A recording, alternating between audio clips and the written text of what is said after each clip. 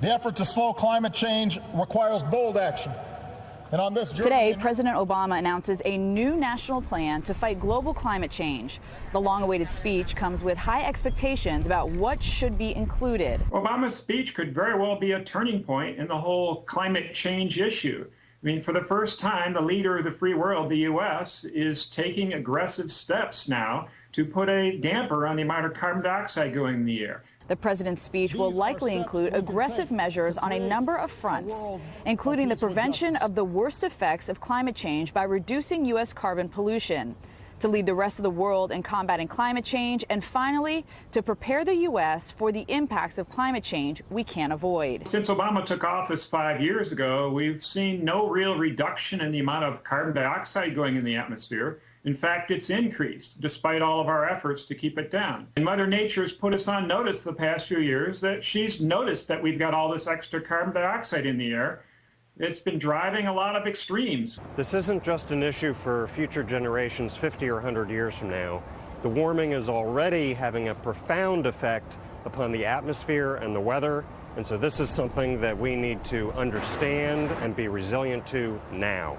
Today's speech signals the president's readiness to take executive action to change course. This is the future we must avert.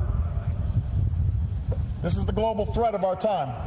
We know we have to do more, and we will do more.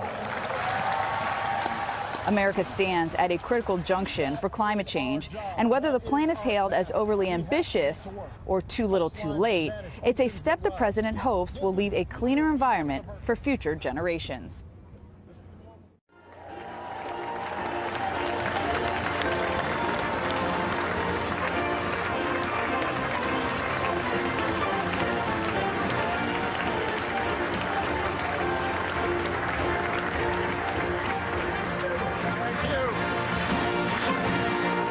Thank you. Thank you, Georgetown. Hey. Thank you so much. Now, thank you, Georgetown. Everybody, please be seated. And my first announcement today is that you should all take off your jackets. I'm going to do the same. We got. It's not that sexy now.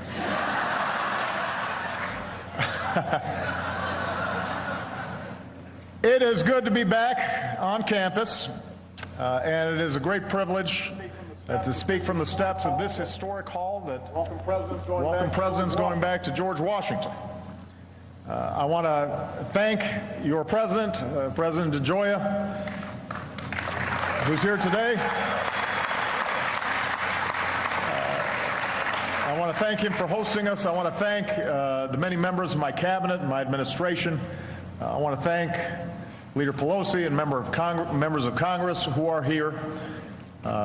We are very grateful for their support. And I want to say thank you to the Hoyas in the House for having me back.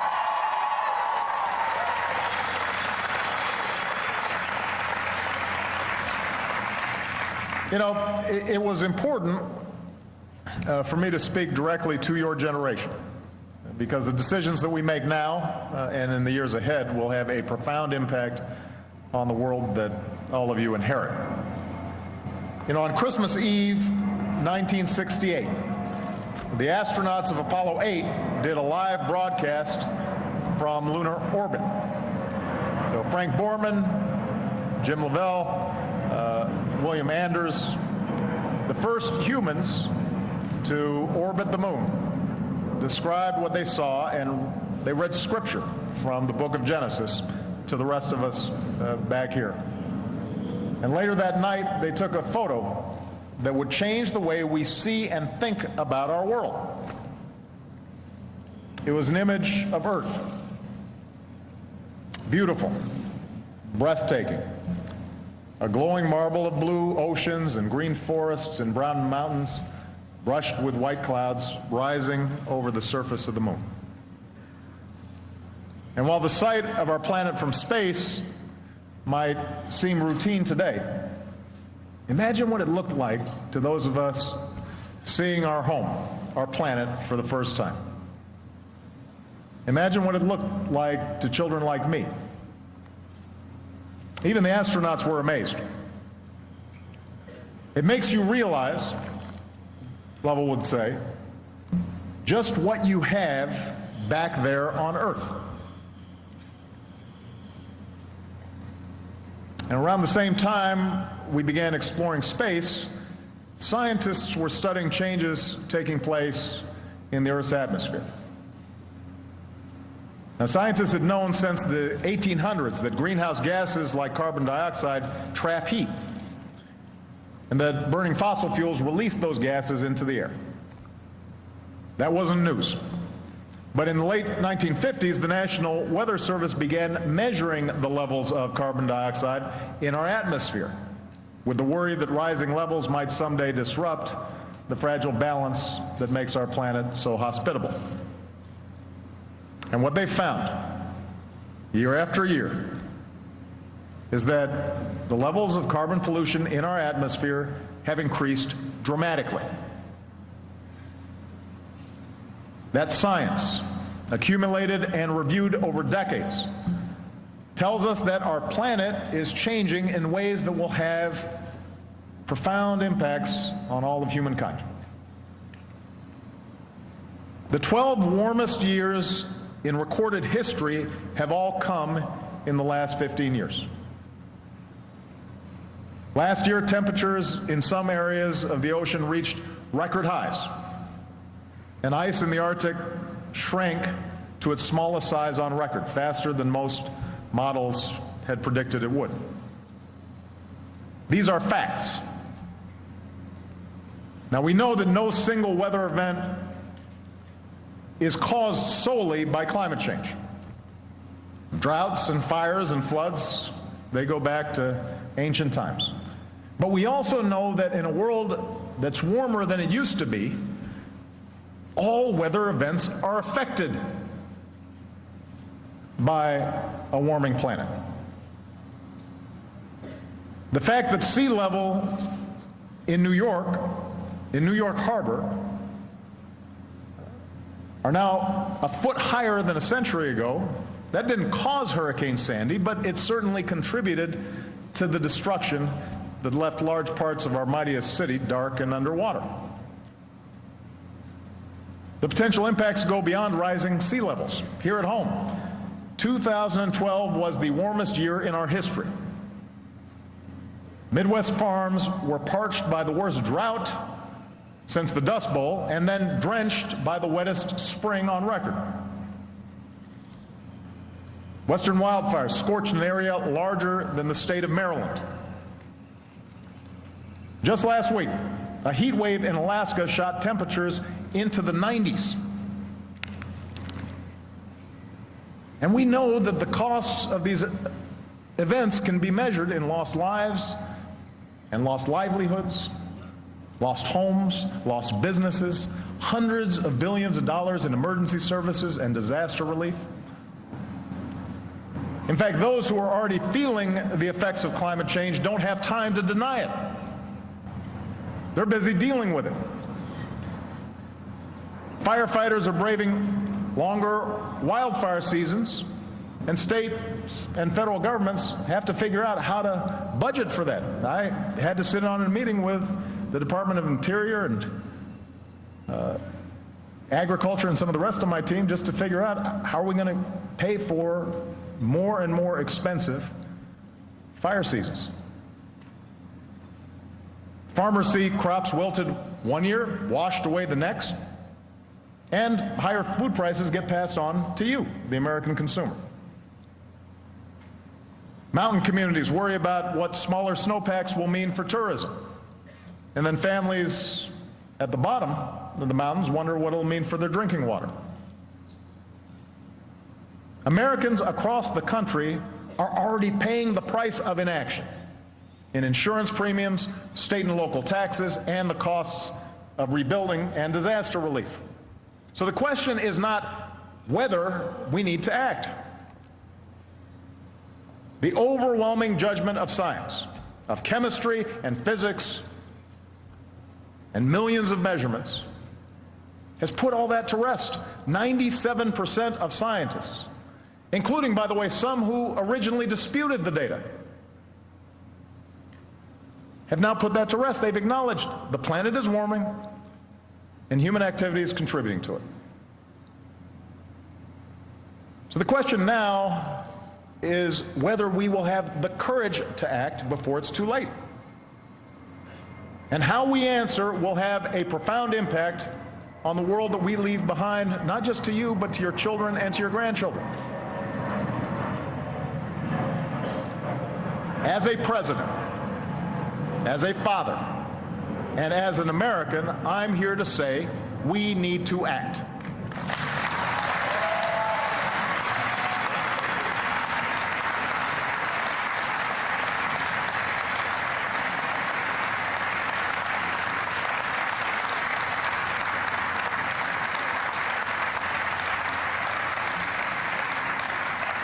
I refuse to condemn your generation and future generations to a planet that's beyond fixing. And that's why today I'm announcing a new national climate action plan, and I'm here to enlist your generation's help in keeping the United States of America a leader, a global leader in the fight against climate change. Now, this plan builds on progress that we've already made. You know, last year I took office, the year that I took office, my administration pledged to reduce America's greenhouse gas emissions by about 17% from their 2005 levels by the end of this decade. And we rolled up our sleeves and we got to work. We doubled the electricity we generate from wind and the sun. We doubled the mileage our cars will get on a gallon of gas by the middle of the next decade.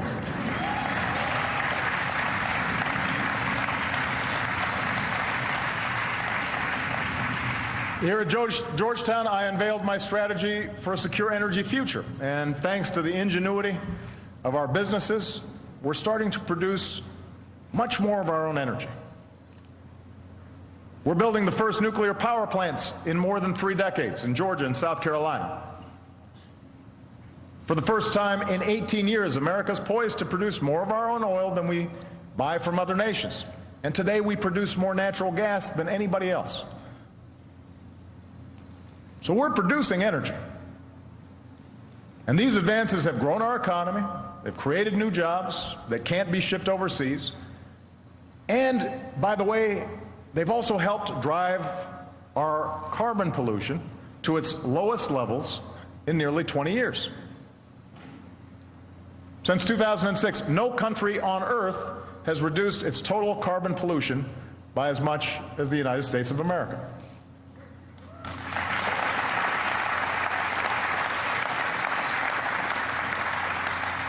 So it's a good start.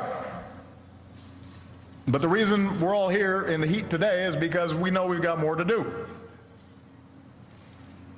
In my State of the Union address, I urged Congress to come up with a bipartisan, market-based solution to climate change, like the one that Republican and Democratic senators worked on together a few years ago. And I still want to see that happen. I'm willing to work with anyone to make that happen. But this is a challenge that does not pause for partisan gridlock. It demands our attention now. And this is my plan to meet it. A plan to cut carbon pollution, a plan to protect our country from the impacts of climate change, and a plan to lead the world in a coordinated assault on a changing climate.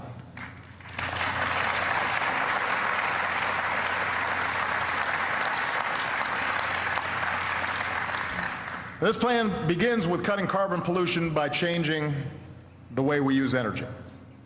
Using less dirty energy, using more clean energy, wasting less energy throughout our economy. And 43 years ago, Congress passed a law called the Clean Air Act of 1970. It was a good law. The reasoning behind it was simple. New technology can protect our health by protecting the air we breathe from harmful pollution.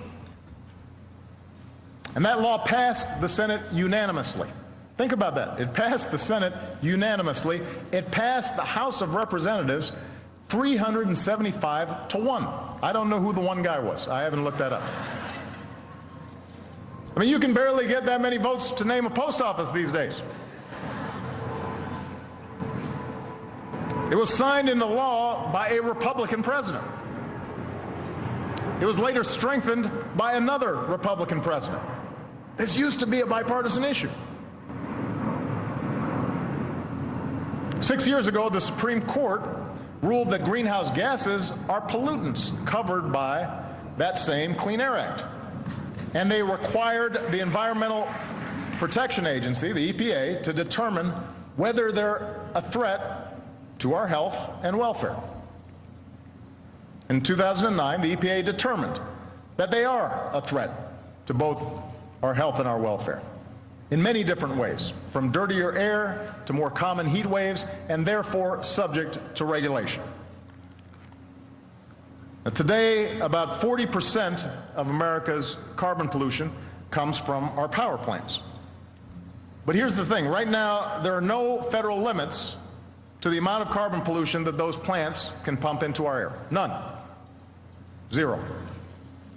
We limit the amount of toxic chemicals like mercury and sulfur and arsenic in our air or our water, but power plants can still dump unlimited amounts of carbon pollution into the air for free. That's not right, that's not safe, and it needs to stop.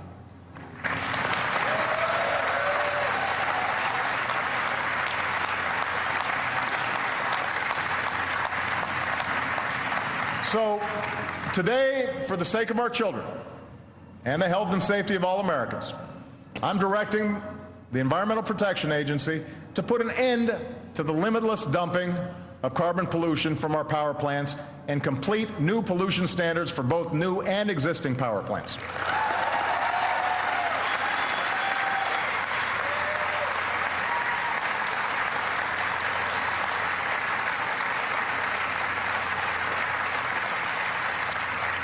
I'm also directing the EPA to develop these standards in an open and transparent way, to provide flexibility to different states with different needs, and build on the leadership that many states and cities and companies have already shown. In fact, many power companies have already begun modernizing their plants and creating new jobs in the process. Others have shifted to burning cleaner natural gas instead of dirtier fuel sources. Nearly a dozen states have already implemented or are implementing their own market-based programs to reduce carbon pollution. More than 25 have set energy efficiency targets. More than 35 have set renewable energy targets. Over 1,000 mayors have signed agreements to cut carbon pollution. So the idea of setting higher pollution standards for our power plants is not new. It's just time for Washington to catch up with the rest of the country, and that's what we intend to do.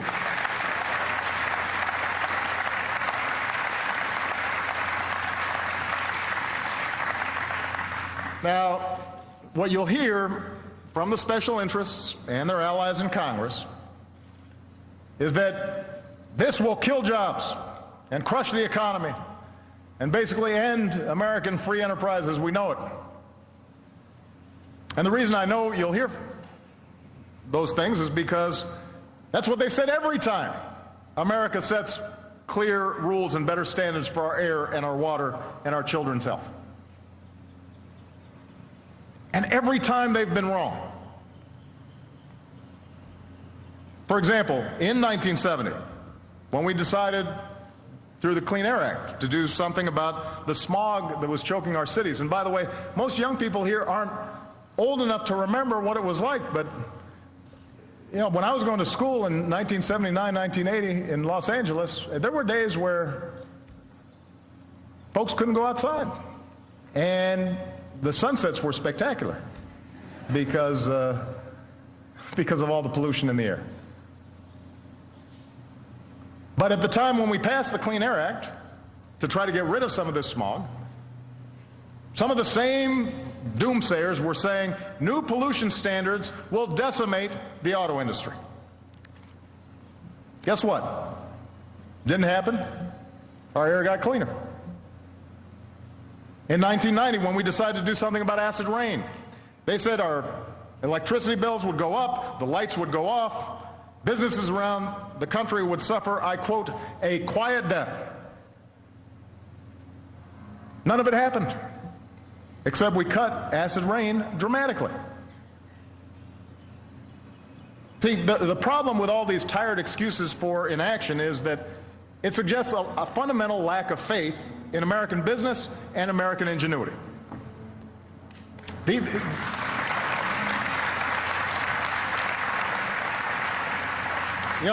critics seem to think that when we ask our businesses to innovate and reduce pollution and lead, they can't or they won't do it. They'll just kind of give up and quit. But in America, we know that's not true. Look at our history. When we restricted cancer-causing chemicals in plastics and leaded fuel in our cars, it didn't end the plastics industry or the oil industry. American chemists came up with better substitutes. When we phased out CFCs, the gases that were depleting the ozone layer, it didn't kill off refrigerators or air conditioners or deodorant. American workers and businesses figured out how to do it better without harming the environment as much. The fuel standards that we put in place just a few years ago didn't cripple automakers. The American auto industry retooled, and today our automakers are selling the best cars in the world at a faster rate than they have in 5 years, with more hybrid, more plug-in, more fuel-efficient cars for everybody to choose from. So the point is, if you look at our history, don't bet against American industry, don't bet against American workers. Don't tell folks that we have to choose between the health of our children or the health of our economy. The old rules may say we can't protect our environment and promote economic growth at the same time, but in America, we've always used new technologies. We've used science, we've used research and development and discovery to make the old rules obsolete. Today we use more clean energy, more renewables and natural gas, which is supporting hundreds of thousands of good jobs. We waste less energy, which saves you money at the pump and in your pocketbooks. And guess what? Our economy is 60% bigger than it was 20 years ago, while our carbon emissions are roughly back to where they were 20 years ago. So obviously, we can figure this out. It's not an either or, it's a both and. We've got to look after our children, we have to look after our future, and we have to grow the economy and create jobs. We can do all of that as long as we don't fear the future, instead we seize it.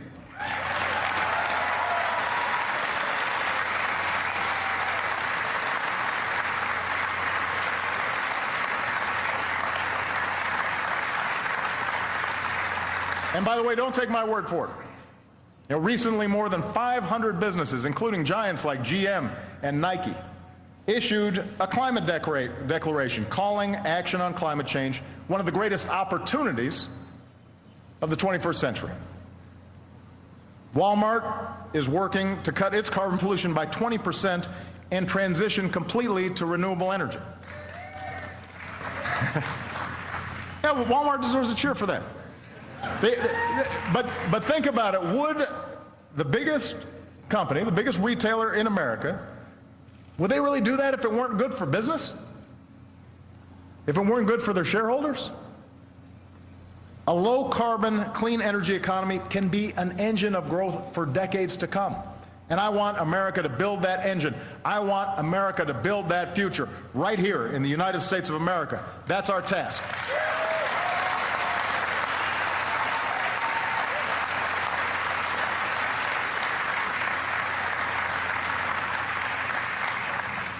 Now, one thing I want to make sure everybody understands, this does not mean that we're going to suddenly stop producing fossil fuels. Our economy wouldn't run very well if it did. And transitioning to a clean energy economy takes time. But when the doomsayers trot out the old warnings that these ambitions will somehow hurt our energy supply, just remind them that America produced more oil than we have in 15 years. What is true is that we can't just drill our way out of the energy and climate challenge that we face. That's not possible.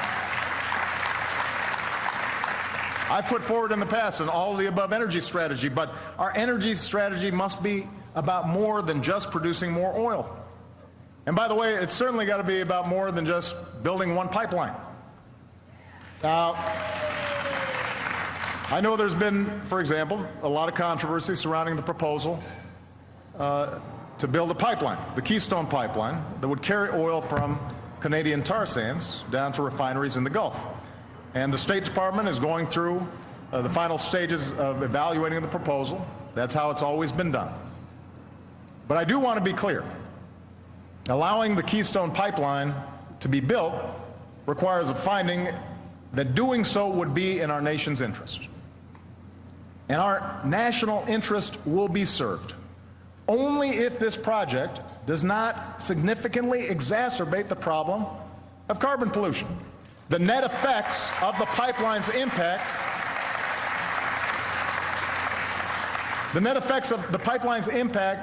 on our climate will be absolutely critical to determining whether this project is allowed to go forward.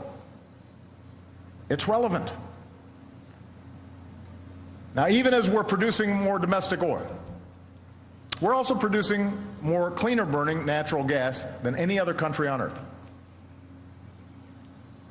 And again, sometimes there are disputes about natural gas, but let me say this. We should strengthen our position as the top natural gas producer because in the medium term at least, it not only can provide safe, cheap power, but it can also help reduce our carbon emissions.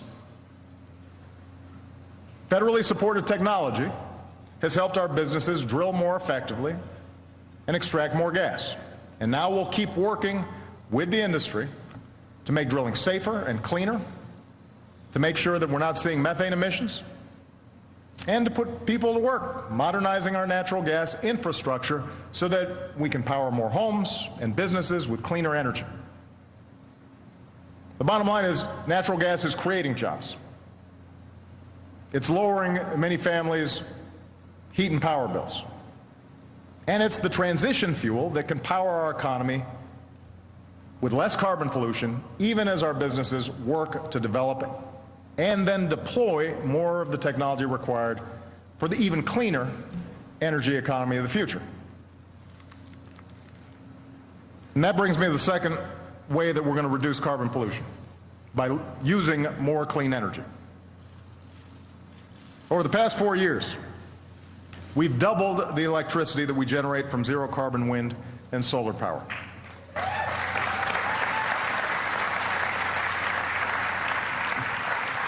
And that means jobs. Jobs manufacturing the wind turbines that now generate enough electricity to power nearly 15 million homes. Jobs installing the solar panels that now generate more than 4 times the power at less cost than just a few years ago. I know some Republicans in Washington dismiss these jobs, but those who do need to call home, because 75% of all wind energy in this country is generated in Republican districts. And that may explain why last year Republican governors in Kansas and Oklahoma and Iowa, by the way, a state that harnesses almost 25% of its electricity from the wind, helped us in the fight to extend tax credits for wind energy manufacturers and producers.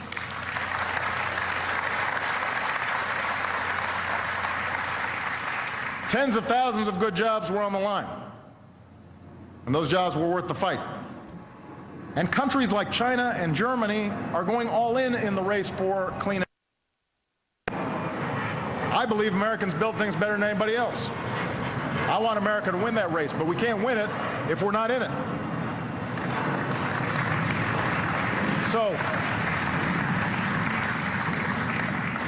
So the plan I'm announcing today will help us double again our energy from wind and sun. Today, I'm directing the Interior Department to greenlight enough private renewable energy capacity on public lands to power more than 6 million homes by 2020.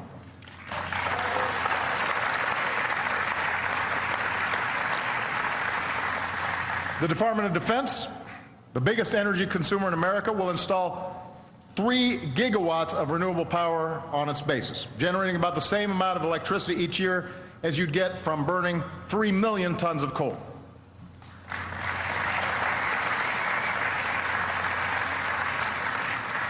And because billions of your tax dollars continue to still subsidize some of the most profitable corporations in the history of the world, my budget once again calls for Congress to end the tax breaks for big oil companies and invest in the clean energy companies that will fuel our future.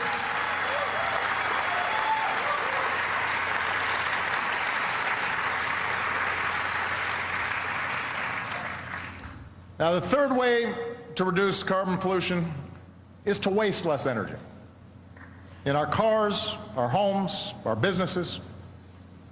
The fuel standards we set over the past few years mean that by the middle of the next decade, the cars and trucks we buy will go twice as far on a gallon of gas. That means you'll have to fill up half as often. We'll all reduce carbon pollution. And we built on that success by setting the first ever standards for heavy-duty trucks and buses and vans. And in the coming months, we'll partner with truck makers to do it again for the next generation of vehicles. Meanwhile, the energy we use in our homes and our businesses and our factories, our schools, our hospitals, that's responsible for about 1/3 of our greenhouse gases.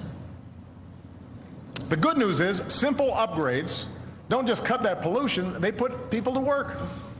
Manufacturing and installing smarter lights and windows and sensors and appliances. And the savings show up in our electricity bills every month, forever. And that's why we've set new energy standards for appliances like refrigerators and dishwashers. And today our businesses are building better ones that will also cut carbon pollution and cut consumers' electricity bills by hundreds of billions of dollars. That means, by the way, that our federal government also has to lead by example. I'm proud that federal agencies have reduced their greenhouse gas emissions by more than 15% since I took office. But we can do even better than that. So today I'm setting a new goal. Your federal government will consume 20% of its electricity from renewable sources within the next 7 years. We are going to set that goal.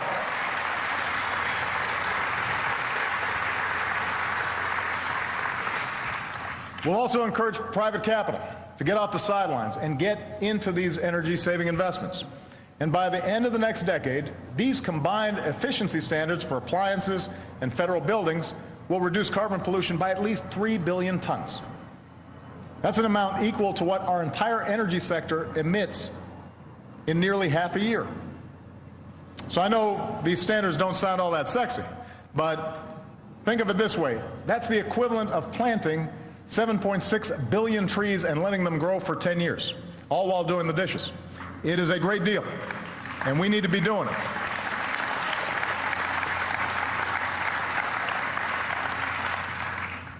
So using less dirty energy, transitioning to cleaner sources of energy, wasting less energy through our economy is where we need to go. And this plan will get us there faster. But I want to be honest, this will not get us there overnight. The hard truth is, carbon pollution has built up in our atmosphere for decades now. And even if we Americans do our part, the planet will slowly keep warming for some time to come. The seas will slowly keep rising, and storms will get more severe based on the science. It's like tapping the brakes of a car before you come to a complete stop and then can shift into reverse. It's going to take time for carbon emissions to stabilize. So in the meantime, we're going to need to get prepared. And that's why this plan will also protect critical sectors of our economy and prepare the United States for the impacts of climate change that we cannot avoid. States and cities across the country are already taking it upon themselves to get ready. Miami Beach is hardening its water supply against seeping salt water. We're partnering with the state of Florida to restore Florida's natural clean water delivery system, the Everglades. The overwhelmingly Republican legislature in Texas voted to spend money on a new water development bank as a long-running drought cost jobs and forced a town to truck in water from the outside.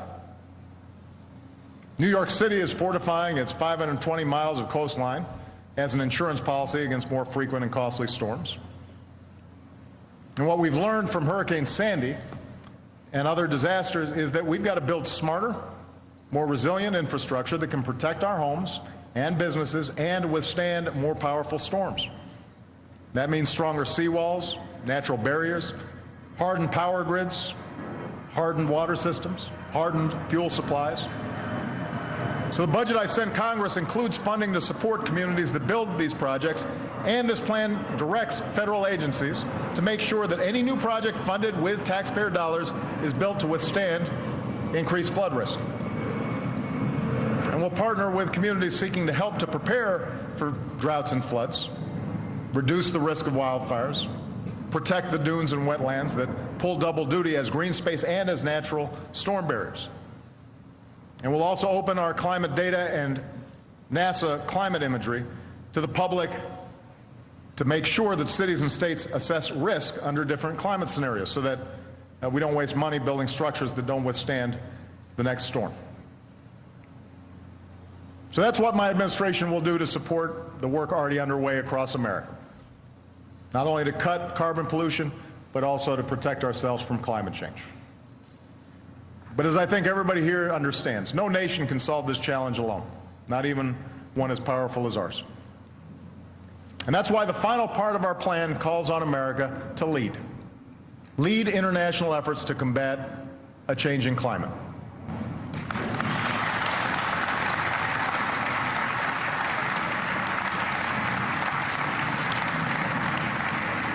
And make no mistake, the world still looks to America to lead. You know, when I spoke to young people in Turkey a few years ago, the first question I got wasn't about the challenges that part of the world faces. It was about the climate challenge that we all face and America's role in addressing it. And it was a fair question. Because as the world's largest economy and second largest carbon emitter, as a country with unsurpassed ability to drive innovation and scientific breakthroughs, as the country that people around the world continue to look to in times of crisis, we've got a vital role to play. We can't stand on the sidelines. We've got a unique responsibility. And the steps that I've outlined today prove that we're willing to meet that responsibility. But while America's carbon pollution fell last year, global carbon pollution rose to a record high. That's a problem. Developing countries are using more and more energy, and tens of millions of people entering a global middle class naturally want to buy cars and air conditioners of their own, just like us. Can't blame them for that. And when you have conversations with poor countries, they'll say, well, you went through these stages of development, why can't we? But what we also have to recognize is these same countries are also more vulnerable to the effects of climate change than we are. They don't just have as much to lose, they probably have more to lose. Developing nations with some of the fastest rising levels of carbon pollution are going to have to take action to meet this challenge alongside us. They're watching what we do, but we've got to make sure that they're stepping up to the plate as well. We compete for business with them, but we also share a planet. And we have to all shoulder the responsibility for keeping the planet habitable, or we're going to suffer the consequences together.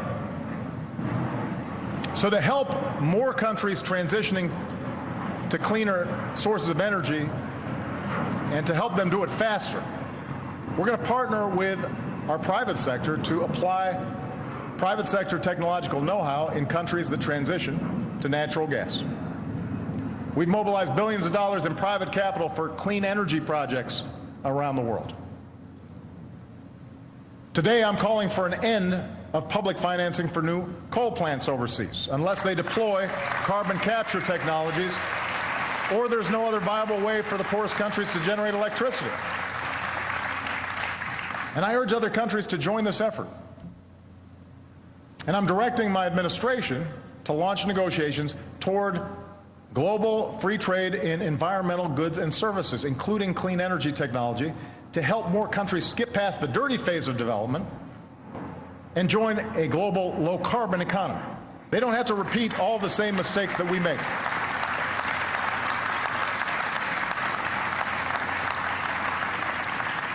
We've also intensified our climate cooperation with major emerging economies like India and Brazil and China, the world's largest emitter. So, for example, earlier this month, President Xi of China and I reached an important agreement to jointly phase down our production and consumption of dangerous hydrofluorocarbons. And we intend to take more steps together in the months to come. It will make a difference. It's a significant step in the reduction of carbon emissions.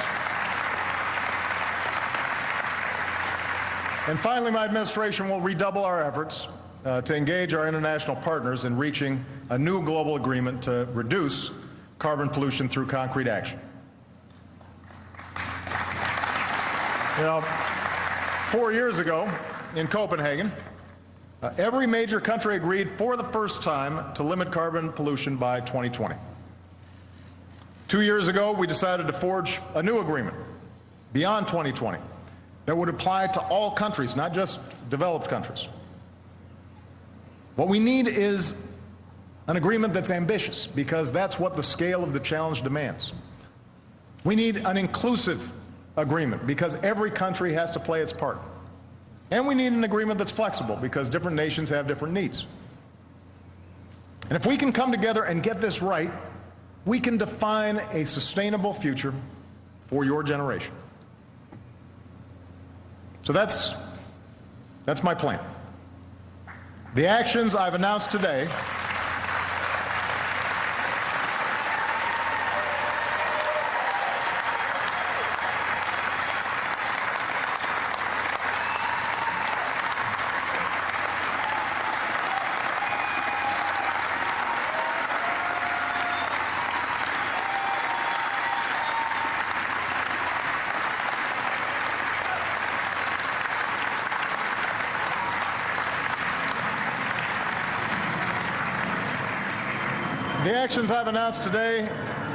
should send a strong signal to the world that America intends to take bold action to reduce carbon pollution.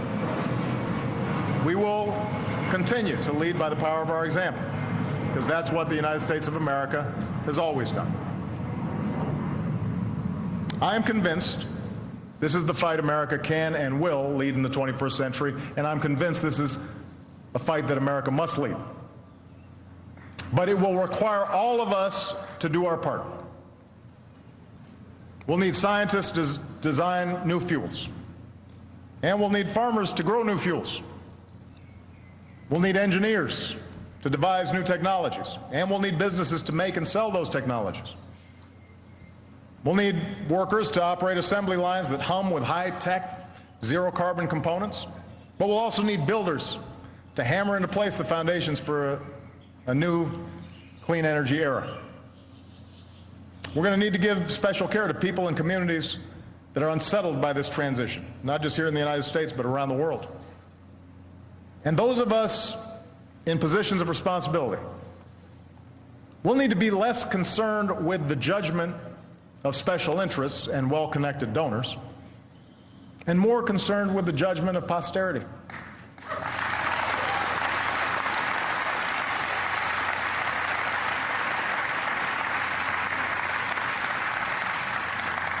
Because you and your children and your children's children will have to live with the consequences of our decisions. As I said before, climate change has become a partisan issue, but it hasn't always been. It wasn't that long ago that Republicans led the way on new and innovative policies to tackle these issues. Richard Nixon opened the EPA.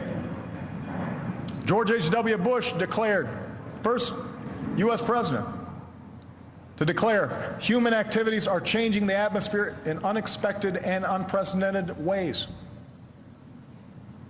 Someone who never shies away from a challenge, John McCain, introduced a market-based cap-and-trade bill to slow carbon pollution. The woman that I've chosen to head up the EPA, Gina McCarthy, she's terrific.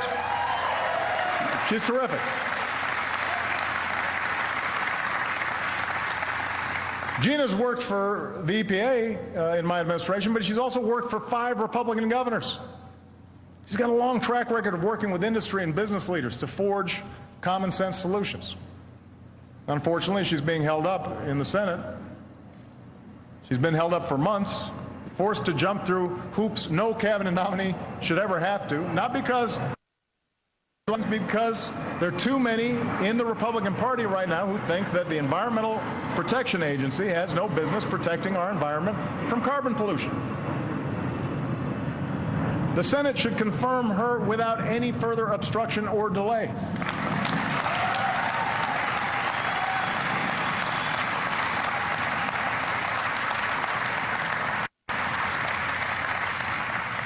But more broadly, we've got to move beyond partisan politics on this issue. I want to be clear. I am willing to work with anybody.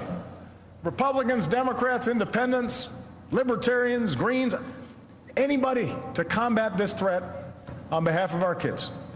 I'm open to all sorts of new ideas, maybe better ideas, to make sure that we deal with climate change in a way that promotes jobs and growth. Nobody has a monopoly on what is a very hard problem. But I don't have much patience for anyone who denies that this challenge is real. We don't have time for a meeting of the Flat Earth Society.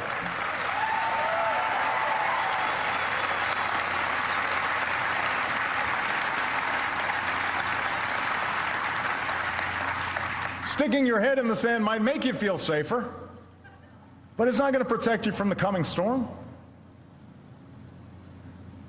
And ultimately, we will be judged as a people and as a society and as a country on where we go from here. Our founders believed that those of us in positions of power are elected not just to serve as custodians of the present, but as caretakers of the future. And they charged us to make decisions with an eye on a longer horizon than the arc of our own political careers. That's what the American people expect. That's what they deserve. And someday our children and our children's children will look at us in the eye and they'll ask us, did we do all that we could when we had the chance to deal with this problem and leave them a cleaner, safer, more stable world? And I want to be able to say, yes, we did. Don't you want that?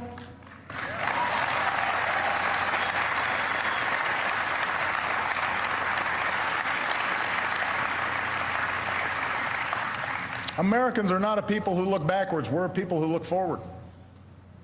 We're not a people who fear what the future holds. We shape it. What we need in this fight are citizens who will stand up and speak up and compel us to do what this moment demands. Understand, this is not just a job for politicians. So I'm going to need all of you to educate your classmates, your colleagues, your parents, your friends. Tell them what's at stake. Speak up at town halls, church groups, PTA meetings. Push back on misinformation. Speak up for the facts. Broaden the circle of those who are willing to stand up for our future. Convince those in power to reduce our carbon pollution. Push your own communities to adopt smarter practices. Invest, divest. Remind folks there's no contradiction between a sound environment and strong economic growth. And remind everyone who represents you at every level of government that sheltering future generations against the ravages of climate change is a prerequisite for your vote. Make yourself heard on this issue.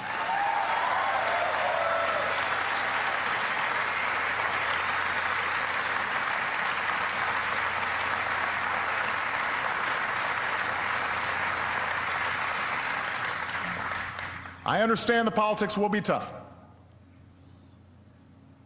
The challenge we must accept will not reward us with a clear moment of victory. There's no gathering army to defeat. There's no peace treaty to sign. When President Kennedy said we'd go to the moon within the decade, we knew we'd build a spaceship and we'd meet the goal. Our progress here will be measured differently. In crises averted, in a planet preserved. But can we imagine a more worthy goal? For while we may not live to see the full realization of our ambition, we will have the satisfaction of knowing that the world we leave to our children will be better off for what we did.